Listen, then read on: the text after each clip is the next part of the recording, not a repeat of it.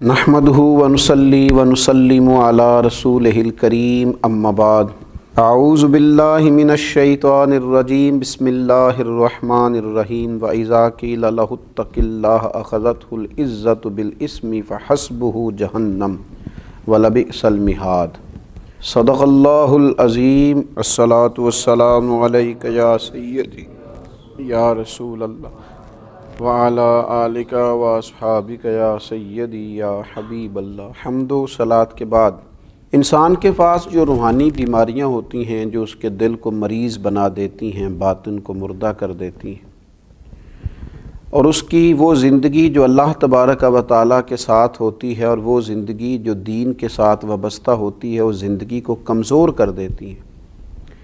उन बीमारियों में से एक बड़ी बीमारी है हक़ को कबूल न करना, हक़ की ख़बर हो जाना, हक़ के बारे में शऊर हासिल हो जाना, हक़ के बारे में पूरी ख़बर नसीब हो जाना, पर हक़ को कबूल ना करना। बाज़ औक़ात इंसान को पता होता है कि मैं यहाँ इस मकाम पर गलत हूँ, यहाँ मेरे अंदर गलती है, मुझे अपनी इस्लाह करनी चाहिए, लेकिन वो अपनी इस्लाह नहीं करता। क्यों? कि ये रूहानी बीमारी है। वो उस रूहानी मर्ज़ का शिकार हो चुका है कि वो अपने हक़ में भी इस बात को तस्लीम करने को तैयार नहीं है कि यहाँ मैं कमज़ोर हूँ और ये जो मुझे समझाया जा रहा है, ये जो मुझे कहा जा रहा है, ये जो मुझे नसीहत की जा रही है, ये जो मेरी तरबियत की जा रही है, इसकी मुझे ज़रूरत है। कुरान मजीद इरशाद फरमाता है वाइज़ा क़ीला लहुत्तक़िल्लाह अख़ज़तहुल इज़्ज़तु बिल इस्म। फरमाया जब उनसे कहा जाए अल्लाह तबारक व तआला से डर, तो उसका वक़ार मज़ीद गुनाह पर उसे उकसाता है। मुझे ही कह दिया है, वो अपनी इज़्ज़त को पकड़ लेता है कि मेरी इज़्ज़त पर हाथ डाला है, मुझे कहा है अल्लाह से डर। रब फरमाता है फ़हस्बुहु जहन्नम, ऐसे शख्स के लिए जहन्नुम काफ़ी है, व लबिअसल मिहाद, और वो बहुत बुरा ठिकाना है। उसे कहा जा रहा है अल्लाह से डर, और उसकी ये हालत हो गई है कि उसका वक़ार उसे, उसकी इज़्ज़त उसे मज़ीद गुनाह पर उकसाती है कि अच्छा मुझे कहा है तो अब मैं और करूँगा।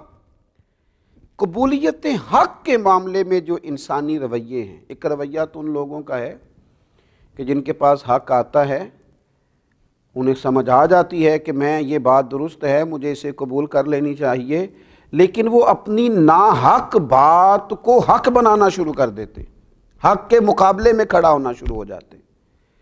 वो हक़ के मुकाबले में दलाइल देने शुरू कर देते हैं, वो नई से नई दास्तान सराई करते हैं, नई से नई बातों का नया से नया मतलब निकालते हैं, हक़ को कबूल करने को तैयार नहीं होते।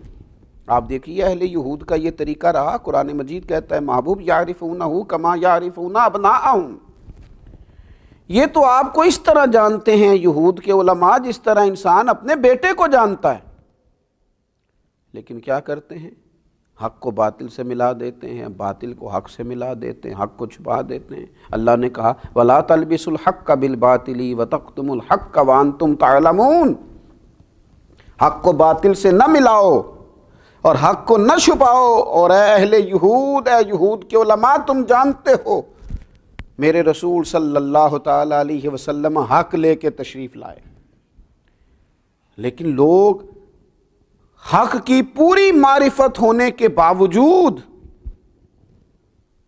उन्होंने हक़ को झुटलाया माअज़ल्लाह। और एक दूसरा तबका होता है जो हक़ को मान तो जाता है कि ये हक़ है, उन्हें समझ आ जाती है, लेकिन वो कहते हैं अभी टाइम नहीं है, अभी हालात नहीं हैं, अभी मैं कैसे साथ चलूँगा, और अगर चलूँगा तो फिर क्या बनेगा। फिर देखें बात तो आपकी ठीक है, ये वतीरा रहा कुरैश मक्का का, ये अंदाज़ रहा कुरैश मक्का का।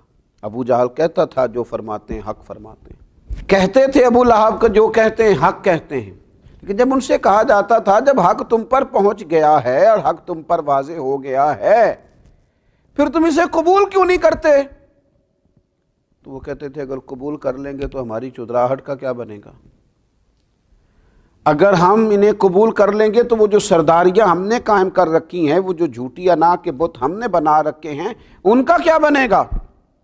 अपनी उस झूठी सरदारी को बचाने के लिए दोज़ख का ईंधन बन गए, सारी जिंदगी के लिए लानत की अलामत बन गए, تاریخ میں مثال بن گئے ان لوگوں کی کہ جن کے پاس حق پوری طرح آیا، اور مقدر سکندر کا دیکھو پیاسے چلے جا رہے ہیں کنارے کنارے، رحمت کا دریا بہہ رہا تھا، تشنا رہ گئے، پیاسے رہ گئے۔ اور ایک ان لوگوں کا بھی طریقہ ہے کہ حق ان کے پاس آیا ہے، اور جب آیا ہے تو پھر انہوں نے اپنی سرداریاں، اپنی دولتیں، اپنی قبیلے، اپنی برادریاں کچھ نہیں دیکھا، بلکہ میرے نبی پاک علیہ السلام نے فرمایا میں نے جس کے سامنے دین پیش کیا اس نے دلیل مانگی، یہ میرے ابو بکر صدیق ہیں۔ میں نے ان کے سامنے دین پیش کیا ہے، دلیل ہی نہیں مانگی، فوراً ہی کلمہ پڑھ کے مسلمان ہو گئے۔ جیسے ہی ضمیر کی آنکھیں کھل گئیں کہ حضور سچ فرماتے، فوراً قبول کیا۔ حضرت عثمان غنی رضی اللہ تعالیٰ عنہ اس قبیلے سے تعلق رکھتے ہیں جو قبیلہ اس زمانے میں اپنی الگ وفاداری رکھتا ہے، اپنے معاملات رکھتا ہے۔ حضرت عثمان غنی مالدار ہیں، اللہ تعالیٰ نے نوازا ہے، لیکن سیدنا عثمان غنی رضی اللہ تعالیٰ عنہ کے مزاج کی حق پرستی، انہوں نے نہ اپنے قبیلے سے مشورہ کیا، نہ انہوں نے اپنی سرداری دیکھی، نہ دولت، نہ کچھ، جو ان کے پاس تھا اس سب کو چھوڑا اور سیدھا دروازہ رسول پہ آ کے غلامی رسول کو اختیار کیا، حق کو فوراً قبول کیا۔ یہ اہل حق کا وتیرہ ہے کہ جب ان تک حق آئے پھر کوئی خول بھی ان کے پاس ہو وہ اسے کھول دیتے ہیں، نہ برادری کا بت سامنے آتا ہے، نہ دولت کا بت سامنے آتا ہے، نہ علم کا بت سامنے آتا ہے۔ انہوں نے فوراً ساری چیزوں کو چھوڑا اور کلمہ پڑھا اور مسلمان ہو گئے۔ پھر اللہ نے انہیں اعزاز بھی دیا۔ پھر میرے محبوب پاک نے اپنی 2 شہزادیوں کا نکاح یکے بعد دیگرے ان کے ساتھ کیا۔ پھر نور کی سرکار سے پایا دوشالہ نور کا، ہو مبارک تم کو ذوالنورین جوڑا نور کا۔ دیکھیے نا، حضرت عبداللہ ابن سلام رضی اللہ تعالیٰ عنہ یہودیوں کے بڑے عالم ہیں، شاگرد رکھتے ہیں، حلقہ احباب رکھتے ہیں، لیکن جب وہ نبی پاک صلی اللہ تعالیٰ علیہ وسلم کی زیارت کے لیے آتے ہیں، چہرہ نور دیکھتے ہیں، چند کلمات سنتے ہیں، حق ان پر واضح ہو جاتا ہے، تو پھر انہوں نے سارا کچھ چھوڑا ہے اور رسول پاک کا کلمہ پڑھا ہے۔ اپنی زندگی جھوٹی تسلیوں میں نہ گزاریں، حق کو قبول نہ کرنا یہ روحانی مرض ہے۔ حق پرست بنیں، گروہ پرست نہ بنیں۔ اپنی زندگی کے اندر حق جب مل جائے، جب سمجھ آ جائے کہ فلاں چیز ٹھیک ہے، پھر اسے قبول کریں۔ اگر ہم غلطی پہ ہوں، ہمارے اندر کوئی کمزوری بھی ہو، کوئی کوتاہی بھی ہو، تو پھر بھی قبول حق کا رویہ اور قبول حق کا مزاج پیدا کریں۔ حضرت عمر فاروق رضی اللہ تعالیٰ عنہ ایک مسئلہ بیان کرتے ہیں، ایک خاتون اٹھ جاتی ہے، وہ کہتی ہے جناب عمر سے کہ آپ نے یہ مسئلہ اس طرح بیان کیا ہے اور قرآن پاک نے تو ہمیں اس طرح کر کے اس کی اجازت دی ہے۔ تو دیکھیے نا حضرت فاروق کا حوصلہ، دیکھیے نا حق قبول کرنے کا حوصلہ۔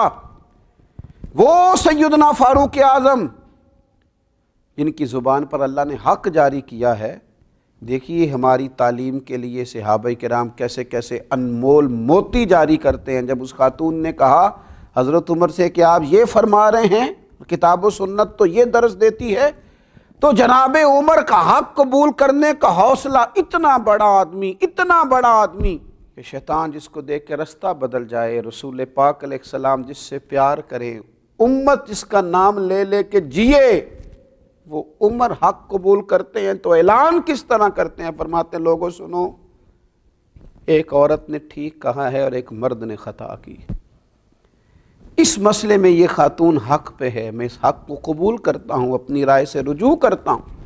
اللہ کرے یہ نصیب ہو جائے، اللہ کرے اس کی توفیق حاصل ہو جائے، اللہ کرے یہ چلن ہمارے درمیان عام ہو جائے۔ تو جب حق ملے اسے قبول نہ کرنا یہ روحانی مرض ہے، اور حق ملے تو اسے قبول کر لینا یہ خدا کا فضل ہے، یہ اس کی رحمت ہے۔